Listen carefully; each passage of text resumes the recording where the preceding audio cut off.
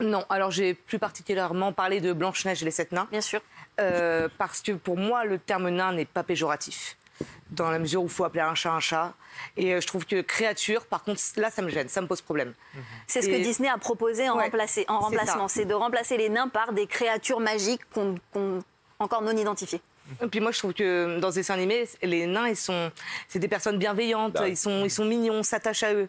Et si vraiment on veut se poser des questions sur l'image des personnes de petite taille dans la télé, on ferait mieux d'aller voir surtout sur d'autres programmes comme je sais pas Fort Boyard. Fort Boyard. Oui, bien sûr, on peut dire. Fort Boyard, où là, pour moi, l'image des personnes de petite taille, je dis voilà, des nains, est complètement dévalorisante. Ah, tu trouves que c'est dégradant, Fort Boyard? Ouais, bien sûr. Pourquoi? Pourquoi? Parce qu'en fait, moi, quand les propos négatifs que j'ai eus à mon encontre à l'école, on ne me comparait pas, on ne m'a jamais appelé simplet ou grincheux. Ou appelé passe-partout. Passe-partout. Et parce que je trouve qu'utiliser des personnes de petite taille pour courir avec des clés et courir après des lions sans parler, enfin des tigres, pardon. Oui, c'est des gadgets. Ouais, c'est ça. Je trouve que c'est le fait qu'ils n'aient pas le droit à la parole, moi aussi, ça m'a souvent ils n'ont pas la interpellée. parole, c'est comme des bêtes et j'aime pas ça. Non. Alors, pour discuter avec Passepartout, André, il est extrêmement épanoui dans ce qu'il fait. Pourquoi il ne parle pas? Parce qu'il fait toutes les versions internationales. Donc, pour se faire comprendre, voilà, il fonctionne avec les gestes, donc il ne parle pas pour ça. Quoique cette année, il y a eu quand même une petite évolution dans les choses, mais ils sont extrêmement épanouis. Et justement, ça permet de mettre en valeur tout type de personnes à la télévision dans un jeu comme dans un conte de fées. Là, par exemple, on critique un conte de fées qui a été créé en 1832, Blanche-Neige et les 7 nains, le bisou sans consentement. Rappelez-vous quand même comment ça se termine. Ils se marièrent, ils eurent beaucoup d'enfants. Donc finalement, c'est très très positif. Et d'ailleurs, chez Disney, les héros sont des héroïnes, ce sont des princesses. Non, mais t'es incroyable. Tu te rends compte de ce que tu viens de dire? Qu'est-ce que je viens de dire? Mais en revanche, oui, il faudrait peut-être... en tout cas, modifier la perception que ça peut envoyer à nos enfants aujourd'hui. C'est-à-dire que la compréhension du monde, on est dans une société en ce moment où on essaye de gommer le genre. Bon. Là, chez Disney, moi, les nains, après, oui, effectivement, je ne suis pas concernée par le sujet, donc je ne me rends pas compte, mais effectivement, les 7 nains dans Blanche-Neige, ça ne me dérange pas, parce que c'est vrai que c'est un peu la conscience. C'est quoi qui te dérange, alors? C'est la position de la femme, en fait.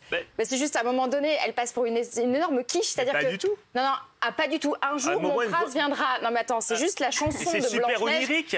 Un jour, mon prince viendra. C'est-à-dire qu'elle attend, en fait, que le prince vienne pour être épanoui.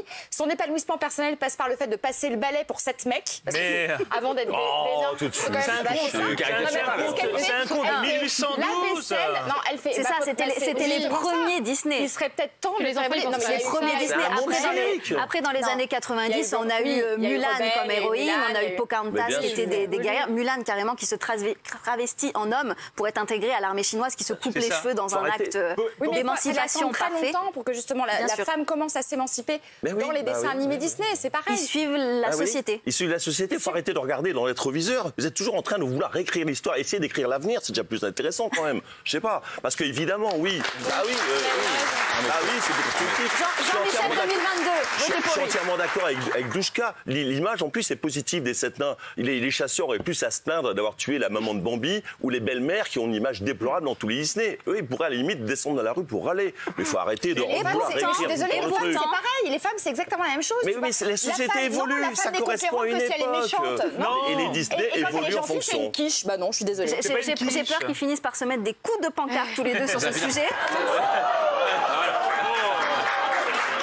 Je sais pas si on l'a vu, mais il y a eu un coup de pancarte et un cassage de pancarte carrément. Ça va beaucoup trop loin, mais figurez-vous qu'en 2020, tout de même, Disney a mis des avertissements sur plusieurs de ses films pour prévenir justement les téléspectateurs. Autre phrase aussi, plutôt Disney, donc je cite, plutôt que de supprimer ce contenu, nous tenons à reconnaître son influence néfaste afin de ne pas répéter les mêmes erreurs. Donc même Disney diffuse des messages d'excuses, un mea culpa, une responsabilité en disant peut-être qu'on véhicule des clichés dans nos films, on s'en excuse et on ne va plus le reproduire. Mathias. Je ne suis pas du tout d'accord avec ça. C'est que voilà, pour moi, il ne faut pas les réécrire pour la simple bonne raison que je pense que dans le cas des personnes de petite taille, elles ne sont en aucun cas discriminées. Et je pense que les premiers concernés, voilà, c'est la perception qu'on peut avoir. Et je sais que moi, à titre d'éducation, quand j'ai regardé le Disney étant enfant, je n'ai développé aucun stéréotype, que ce soit pour les personnes de petite taille ou pour d'autres. Donc j'ai eu aucun problème d'identification.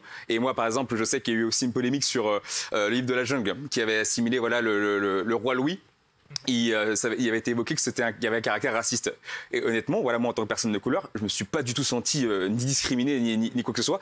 Et je pense que c'est en grandissant, c'est les mentalités adultes qui nourrissent un petit peu le débat, alors qu'il faut que ça reste aux enfants. Je pense que des enfants en bas âge ou très très jeunes n'ont pas ce genre de débat. Ils sont vraiment dans le vivre ensemble et dans le. Vous devez nous faire marrer, Mathias. Comment ? Vous devez nous faire marrer au début de ta vie. Vous devez nous faire rire. Mathias, ça répond sur un point. Il y a toute cette nouvelle génération de princesses, de réponses à cette princesse au caractère bien trempé, rebelle, qui porte bien son nom, la Reine des Neiges dans son royaume d'Arendelle, qui fait preuve de courage. On change on est dans une nouvelle dimension où les scénaristes ont pris conscience de toute cette dimension d'inclusion. C'est vrai qu'aujourd'hui, les princesses n'attendent plus sagement que le prince charmant vienne les délivrer. Heureusement. Ah non, mais c'est pas ça. Mais Charlotte. Ouais. Oui, non. Enfin, oui, non. Alors oui ou non. Non, et encore non. Enfin, pour moi, ça n'a pas de sens. Non, et encore non. Pour moi, ça n'a pas de sens. Enfin, c'est-à-dire qu'on peut plus dire Blanche-Neige et les 7 nains, mais non Raciste et Neige et les 7 seniors à croissance négative. Enfin, ça n'a pas de sens. Moi, je pense que c'est pas en réécrivant les Disney qu'on va faire évoluer les mœurs. Je veux dire, je pense pas que les violeurs soient des violeurs parce qu'ils sont trop regardés La Belle au Bois dormant ou Blanche-Neige. Et je pense pas que les racistes soient racistes parce qu'ils ont trop regardé Peter Pan. Moi, Peter Pan, c'est un dessin animé qui a bercé mon enfance. J'ai toujours vu une ode intemporelle au pouvoir libérateur de l'imagination. Et là, on vient me dire que non, apparemment. Une ode intemporelle à quoi? L'imaginaire de l'imagination. Au pouvoir libérateur de l'imagination. Bravo. Mais j'ai pas fini. Merci. Mais Hélène vient me dire que non, apparemment, ça véhicule des idées racistes. Alors que moi, enfin, Peter Pan, j'ai regardé 1001 fois. Je suis très loin d'être raciste. C'est comme les gens qui sont là à dire oui, les princesses, elles sont pas. Peter Pan, c'est raciste, j'ai pas compris moi. Parce qu'apparemment, ça véhicule des idées racistes sur les Indiens d'Amérique. Sur les Amérindiens, sur ceux qu'on les pareil pour les princesses qui sont pas consentantes. Enfin, je veux dire, quel détraqué va chercher à savoir si dans un dessin animé destiné aux enfants, les princesses qui sont des personnages fictifs sont vraiment consentantes quand elles embrassent leur prince. Enfin, je veux dire, voilà, faut. Sophie, vous faites partie de ces détraqués? Non. Oui, non, Sophie, non, parce que elle vient de me casser le pancart sur la figure. J'ai pas fait exprès. Non, mais c'est vrai que.